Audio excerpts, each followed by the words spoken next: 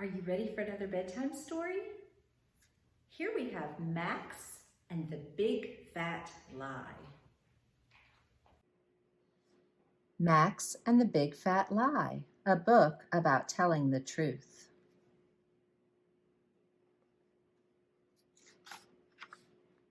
Max's friend Stevie had just got a movie. Slime Gobs from Space was its title. Get over here soon, Stevie phoned from his room, 'cause seeing this movie is vital. Max wanted badly to see this great movie. It was sure to be scary and loud, but Mother and Dad would think it was bad, for movies like this weren't allowed. Max did his best to think of a plan. He thought till his eyeballs were sore, and as he was thinking and painfully blinking, somebody knocked on the door. Max quickly jumped to his feet in surprise, for in through the door walked a fellow who was short as a stump and equally plump. What's more, he was purpled and yellow. "Good day, my dear chap," said the short purple creature. "You're caught in a fix, I'll agree. I can see on your face that Slime Gobs from Space is a movie you simply must see. My name is Sir Fib, and I think that you'll find my services tend to be handy. Please do not question, just take my suggestion. A wee little fib would be dandy. Go tell your mother you're going to Stevie's, but change the show's title a bit. Pokey the Cow is a flick she'll allow. Now go do your stuff. This is it." Of course, Max's mother was truly delighted. Pokey the Cow would be swell. It sounded so good that if Stevie's mom could, the two moms might watch it as well. This was a shocker to poor little Max. He hurried upstairs, nearly crying. If Mom came along, the whole plan would go wrong, and Max would be punished for lying. Sir Fib looked disturbed as he listened to Max. He said, "This one's too big for me, but I have a friend for whom I can send. He'll know the answer. You'll see." So he opened the door and he whistled a note. It took just a second, not more, for a tall, lanky guy with a dark, shifty eye to quickly slip through Max's door. "Yo, kid," said the guy, "I'm Cleaver Deceiver, and Fib here has told me your story. I've got what you need, and I think you'll agree that deceiving should wipe out your worry. Go tell your ma that you just changed your mind and you're going to play baseball with Stevie. She'll fall for the trick. Then you go watch the flick. It works every time, kid, believe me."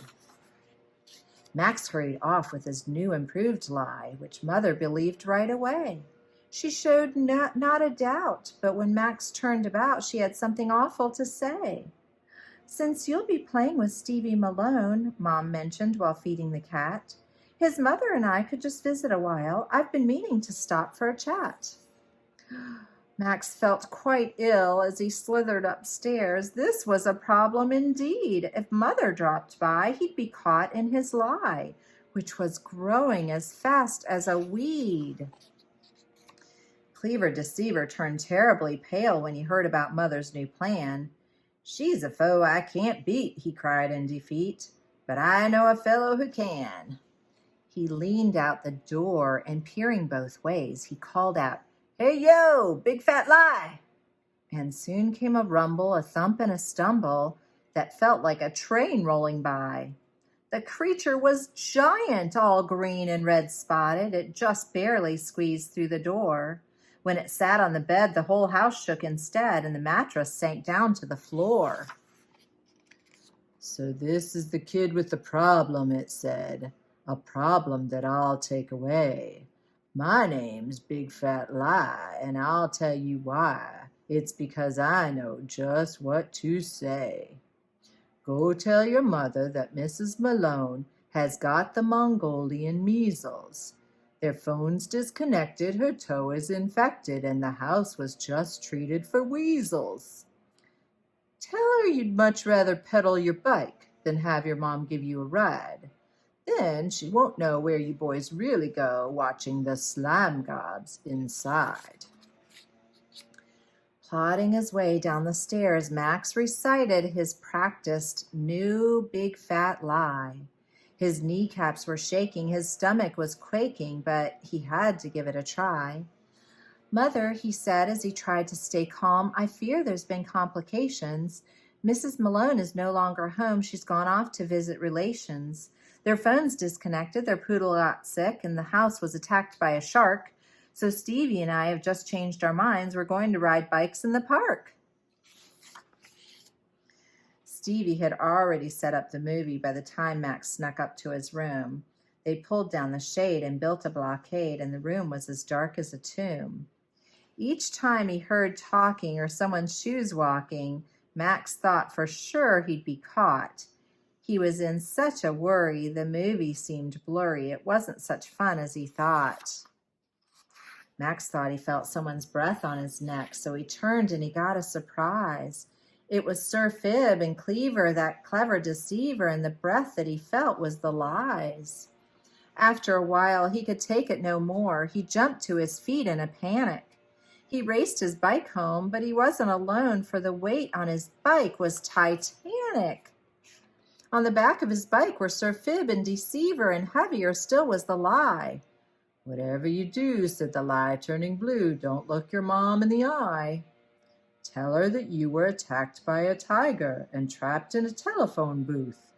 The Martians invaded, the planet was raided. Just make sure you don't tell the truth. Get lost, shouted Max. I don't need all your lies. The truth will work just fine for me. I'm finished with lying and sneaking and spying, so you guys just might as well leave.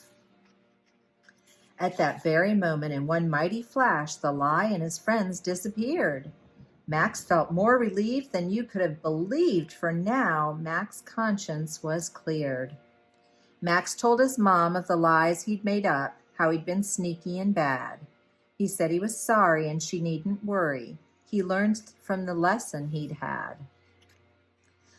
Mom never did let Max go see the slime gobs, though once in a while he still taunts her.